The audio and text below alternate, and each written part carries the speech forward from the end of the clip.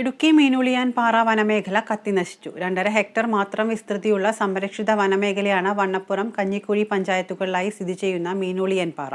വിനോദസഞ്ചാരികളെ പോലും കടത്തിവിടാതെ നിയന്ത്രണം ഏർപ്പെടുത്തിയിരിക്കുന്ന ഈ വനപ്രദേശം അഗ്നിക്കിരയായതിൽ ദുരൂഹതയുണ്ടെന്ന് നാട്ടുകാർ ആരോപിക്കുന്നു. കഞ്ഞിക്കുഴി, വണ്ണപ്പുറം പഞ്ചായത്തുകളുടെ അതിർത്തിയിലുള്ള ഏറെ മനോഹരമായ ഒരു പ്രദേശമാണ് മീനുളിയാൻ പാറ. ഹെക്ടർ കണക്കിന് വിസ്തൃതിയിലുള്ള പാറക്കെട്ടുകൾക്ക് മുകളിൽ 2.5 ഹെക്ടറോളം മാത്രമുള്ള സംരക്ഷിത വനമേഖലയാണ് മീനുളിയാൻ പാറ. കഴിഞ്ഞ ദിവസമാണ് ഈ വനമേഖലയിൽ തീ പടർന്നത്.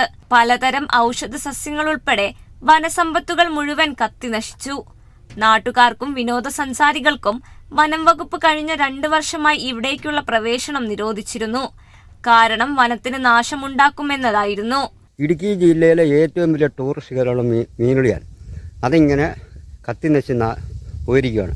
അതുകൊണ്ട് ഈ പ്രധാനപ്പെട്ട ഫോറസ്റ്റ് ഉദ്യോഗസ്ഥന്മാരെ ഈ വാച്ചർമാരെ ഒന്ന് നിയന്ത്രിക്കുകയോ അവരെ സ്ത്രീകളെ മാറ്റിയിട്ട് പുരുഷന്മാരാക്കുകയോ ചെയ്യണം.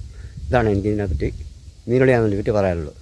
എന്നാൽ വനം വകുപ്പിന്റെ നിയന്ത്രണമുണ്ടായിട്ടും ഇവിടെ തീ പടർന്ന് പ്രദേശം കത്തിനശിച്ചതിൽ ദുരൂഹതയുണ്ടെന്നാണ് നാട്ടുകാർ വ്യക്തമാക്കുന്നത്. അപൂർവ ഇനം സസ്യങ്ങളും നിരവധി ജീവികളുടെയും ആവാസ കേന്ദ്രമാണ് മീനുളിയാൻ പാറ. വനഭൂമി കത്തിനശിച്ചതിൽ ഉദ്യോഗസ്ഥർക്ക് പങ്കുണ്ടെന്നാണ് നാട്ടുകാർ പറയുന്നത്.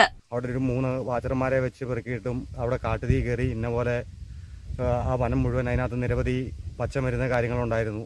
അത് പക്ഷിമൃഗാദികൾ എല്ലാം ഇന്ന പോലെ കത്തിനശിക്കുന്ന ഇതായിട്ട് കിടക്കുകയാണ്. ഏക്കർ കണക്കിന് സ്ഥലം മീനുളിയാൻ പാറയും ഏക്കർ കണക്കിന് സ്ഥലം ഏണിപ്പാറയും കത്തിനശിച്ചിട്ടുണ്ട്.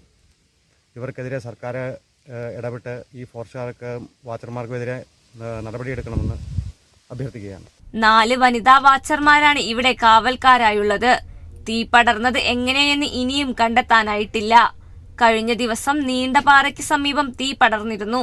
ഇതു സംബന്ധിച്ച് ഉദ്യോഗസ്ഥതല അന്വേഷണം ആരംഭിച്ചതിനു പിന്നാലെയാണ് മീനുളിയാൻ പാറയിലും ഇപ്പോൾ തീ പടർന്ന് വൻതോതിൽ നാശമുണ്ടായിരിക്കുന്നത്.